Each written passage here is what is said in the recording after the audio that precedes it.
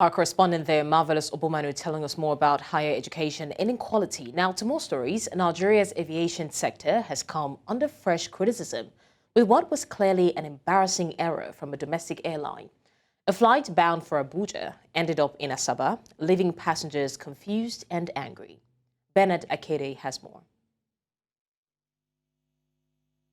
Tweets from passengers of United Nigeria Airline flight NUA 0504 from MM2 Lagos en route Abuja shocked and surprised as their flights instead landed in Asaba, Delta State capital.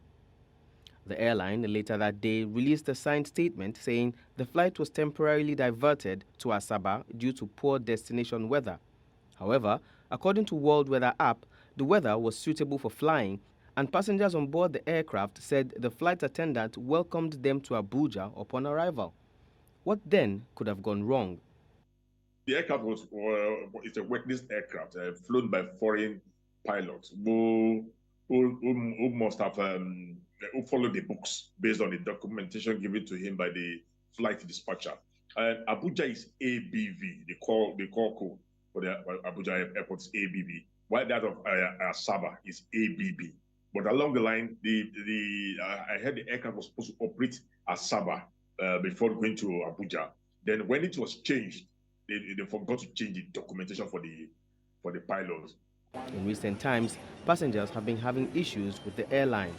On 12 November, some staff of News Central, among other passengers, were left stranded in Yenagoa, the Bayelsa State capital, when their flight to Lagos was cancelled due to operational reasons. Passengers were then directed to Port Harcourt Airport to join the next flight to Lagos on 13th or 14th, only to arrive Port Harcourt on the 14th, and the flight was again cancelled for the same reason.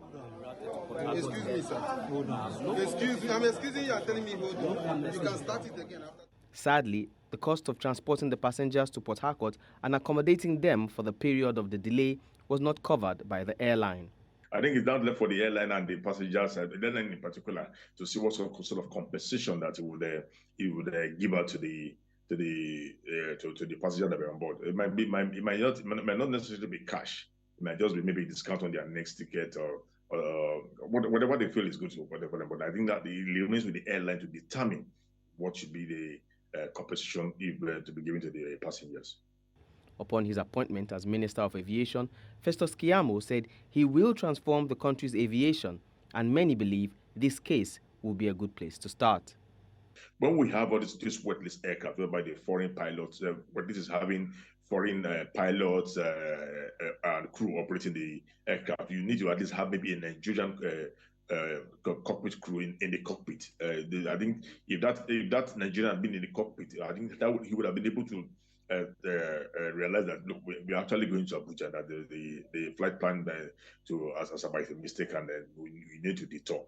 If weather did not allow you to land in Abuja, then you must have informed the passengers, as you're diverting to Asaba.